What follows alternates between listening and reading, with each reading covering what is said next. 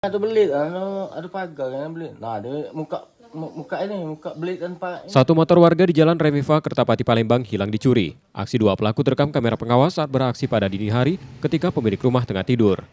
Dalam rekaman, salah satu pelaku berjaga sambil mengawasi situasi, sementara rekannya merusak gembok pagar lalu membawa kabur motor korban.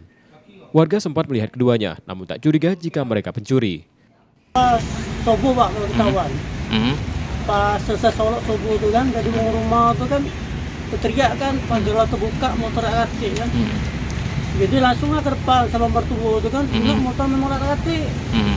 Pak, langsung ada juga CCTV yang di depan rumah.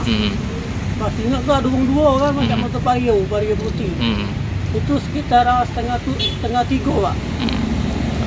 Kamu juga udah 10 menitan tuh naik motor itu kan. Ada juga Gojek yang jingok kan, cuman dia agak siren ngomongnya. Korban